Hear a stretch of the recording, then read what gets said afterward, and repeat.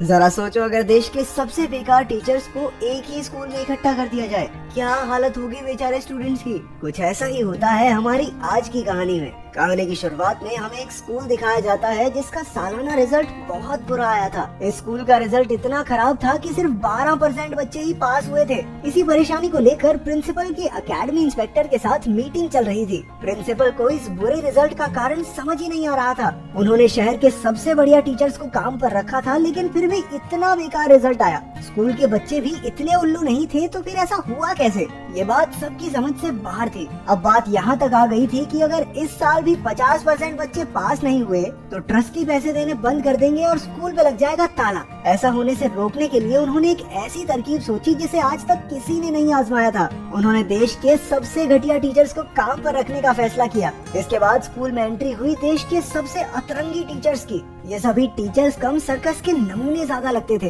अब आया इन सब का पहला दिन, जिसमें मिसेस ग्लैडिस ने पहली क्लास ली। उसने आते ही बच्चों को चौक से मारना शुरू कर दिया। असल में उसे पढ़ाने से ज्यादा मजा बच्चों को छेदने में आता था। क्लास में बोलर्ड नाम का एक लड़का था जो हमेशा लेट ही पहुंचता था, लेकिन मिसेस ग्लैडिस की क्लास में लेट होते ही उस पर जानलेवा वार शुरू हो गए। अपनी नई मैडम की हरकतें देखकर तो पूरी क्लास के होश उड़ गए। इसके बाद बारी आई कुटीरो की। वो दरअसल इतना आलसी है कि पहले तो 20 मिनट लेट पहुंचा और 10 मिनट बैठकर क्लास को अपने नाम के बारे में बताने लगा। इसके बाद वो सुट्टे मारने बाहर चला गया और पीरियड खत्म होने तक बाहर ही बैठा रहा। इसके बाद हम पॉलीगॉन नाम के उनके हिस्ट्री टीचर को देखते हैं, जो गलती से एक दूसरी क्लास में पहुंच गया जहां पर जर्मन टीचर पढ़ा रही थी। पॉलीगॉन ने उसे भी स्टूडेंट समझकर आराम से एक जगह बैठने को कहा। उसे नेपोलियन इतना पसंद था कि बाकी हिस्ट्री अपनी ऐसी तैसी कराए, मैं तो नेपोलियन के बारे में ही पढ़ाऊंगा। थोड़ी देर बाद जर्मन टीचर खड़ी हुई और उसे समझाया कि सर, ये हिस्ट्री की क्लास नहीं है, गलत जगह आ गए आप, और मैं स्टूडेंट नहीं टीचर हूँ। पॉलीगॉन शर्मिंदा होकर माफी मांगता मांगता बाहर चला गया।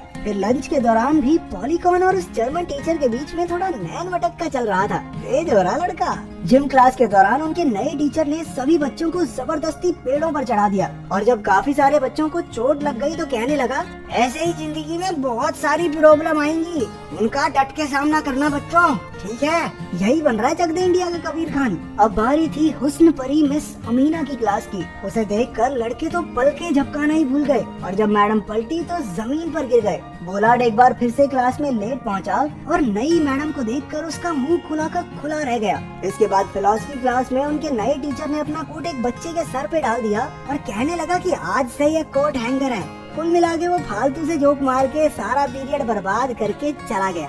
इसके बाद शुरू हुई केमिस्ट्री की क्लास। इनका ये नया टीचर एल्बर्ट खुद को आइंस्टाइन से कम थोड़ी समझता है। ये देख रहे हो उसे? एल्बर्ट ने बच्चों को साइंटिफिक एक्सपेरिमेंट दिखाने के चक्कर में पता नहीं किसमें क्या मिला दिया कि सारे कमरे में धुआं ही धुआं हो गया। स्कूल खत्म होने पर पॉलीकॉन ने जर्मन टीचर से मिलकर अपनी गलती के लिए एक बार फिर से माफी मांगी। उसने तो मैडम को गोद में उठा लिया क्योंकि उसे पता ही नहीं था कि लड़कियों से बात करते कैसे हैं। इन सातों टीचर्स ने पूरा हफ्ता बच्चों को अजीबोगरीब तरीकों से पढ़ाया और हफ्ते के आखिर में स्कूल में शिकायत लेकर आ रहे माँ बाप की भीड़ लग गई। कोई कह रहा था केमिस्ट्री टीचर ने मेरे बच्चे का बैग जला दिया, तो दूसरी तरफ हमारे सस्ते कबीर खान पीटी सर बच्चों की अलग अलग हड्डियां तुड़वा कर घर भेजते। इस सब से तंग आकर प्रिंसिपल ने सीधा एकेडमी इंस्पेक्टर को फोन लगाया, लेकिन उसे तो स्कूल की कोई परवाह थी ही नहीं।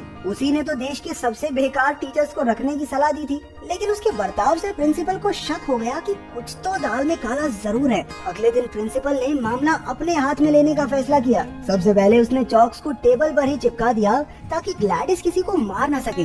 जब ग्लैडिस ने डस्टर फेंक कर मारा तो उसमें लगी स्प्रिंग की वजह से वो वापस आकर सीधा उसके मुंह पर लगा। जब आलसी सर की क्लास आई तो उसने आराम करने के लिए अपनी पिकनिक वाली कुर्सी निकाल ली, लेकिन तभी उसके नीचे धमाके होने लगे और जब वो टाइम से पहले ही क्लास खत्म करने लगा तो घड़ी के पीछे लगाए हुए प्रिंसिपल के स्पीकर में से आवाज आने लगी, अभी टाइम हुआ नहीं है, पढ़ाई करवा ले चुपचाप, 10 मिनट बचे हैं अभी। फिर बारी आती है पॉलीकॉन की, जो नेपोलियन के अलावा किसी चीज की बात ही नहीं करता था। इसलिए प्रिंसिपल ने उसकी क्लास में एक दूसरे चैप्टर को प्रोजेक्टर पर चला दिया ताकि उसे याद आता रहे कि असल में पढ़ाना क्या है। गरीबों के आइंस्टाइन मतलब हमारे केमिस्ट्री टीचर के पीरियड में तो गजब ही हो गया। प्रिंसिपल ने पानी के अलावा सारे केमिकल्स को ताला ही लगा दिया कि कहीं सारा स्कूल ही न फूंक दे। अमीना मैडम की क्लास में बच्चे आते तो खूब थे, लेकिन ध्यान थोड़ा मैडम पर ही रहता था, तो प्रिंसिपल ने क्लास में लगा हीटर ही हटवा दिया कि अब तो पहनने पड़ेंगे कपड़े।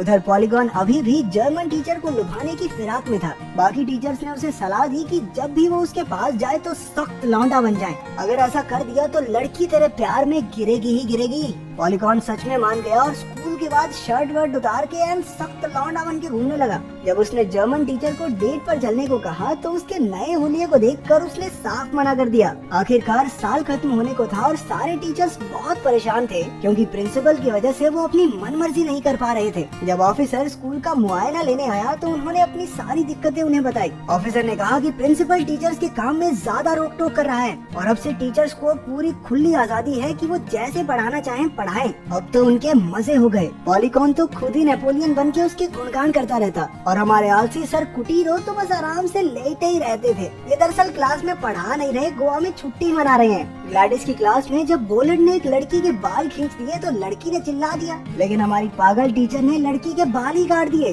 क्योंकि जब चोटी ही नहीं रहेगी तो खींचेगा क्या। अब सारे टीचर अपनी मर्जी के मालिक थे तो प्रिंसिपल भी कुछ नहीं कर सकता था। उधर केमिस्ट्री की क्लास में भी सस्ते आइंस्टाइन सर कुछ न कुछ गप्पड़ बोल करके धमाका करते ही रहते थे। फिलॉसफी टीचर ने तो सभी बच्चों को कपड़े उतार कर घूमने को कहा ताकि वो प्रकृति के असली रूप को समझ सके। जब दुनिया में कोई जानवर कपड़े नहीं पहनता तो हम क्यों पहने? ये पीके के गोले से आया क्या? धीरे धीरे इन अतरंगी टीचर्स के बारे में आसपास के मोहल्ले के बच्चों को भी पता चल गया। हुस्न परी मैडम, बिना बारूद के बम बनाने वाले सर और बिना कपड़ों वाली क्लास में शामिल होने के लिए बाहर के बच्चों ने भी छुप छुप कर आना शुरू कर दिया। धीरे धीरे इतने बच्चे आने लगे कि क्लास में खड़े होने की भी जगह नहीं थी। स्कूल में तो जैसे पार्टी हो रही थी भयंकर। ऐसा लग रहा था मानो स्कूल में सब्जी मंडी हो। हमारे सारे अतरंगी टीचर्स भी फुल ऑन फेमस हो रहे थे, लेकिन पॉलीकॉन बेचारा अब भी जर्मन टीचर को पाने के सपने देख रहा था। एक बार तो वो घोड़े पर राजकुमार बनकर उसका दिल चुराने आ पहुंचा। रोमांटिक हो रहा पूरा, लेकिन उसका प्लान उल्टा पड़ गया क्योंकि बेचारे का घोड़ा ही भाग गया। अब जल्द ही एग्जाम शुरू होने वाले थे तो बाहर के बच्चों को आने से मना कर दिया गया। सभी बच्चों को एक मॉक टेस्ट दिया गया ताकि पता तो चले कि इनकी तैयारी कितनी है, लेकिन रिजल्ट देखकर पता चला कि इस बार तो और भी बुरा हाल था। मॉक टेस्ट के हिसाब से तो अब की बार सिर्फ 3% बच्चे पास हो पाएंगे। टीचर्स को समझ ही नहीं आ रहा था कि करें तो करें क्या, बोले तो बोले क्या। प्रिंसिपल ने तो गुस्से में एकेडमी इंस्पेक्टर को बुलाकर कहा कि घटिया टीचर्स रखने की तकनीक बिल्कुल काम नहीं आई। तब जाकर खुलासा हुआ कि इंस्पेक्टर कभी चाहता ही नहीं था कि ये तरकीब काम करे। वो तो चाहता था कि स्कूल का हर एक बच्चा फेल हो जाए ताकि प्रिंसिपल को काम से निकाल कर वो खुद प्रिंसिपल बन जाए। वो जानता था कि ये टीचर बिल्कुल पढ़ा ही नहीं पाएंगे, इसी चक्कर में तो उसने इनको काम पे रखा था। उधर पॉलीकॉन ने ये सारी बातें सुन ली और भागकर बाकी टीचर्स को बताने गया। जब उन्हें पता चला कि वो फ्रांस के सबसे बेकार टीचर माने जाते हैं तो उन्होंने सबको गलत साबित करने का फैसला किया। पॉलीकॉन ने प्लान बनाया कि उन्हें पेपर ही चुरा कर बच्चों को दे देना चाहिए क्योंकि इतनी जल्दी वैसे तो हम बच्चों को नहीं पढ़ा पाएंगे।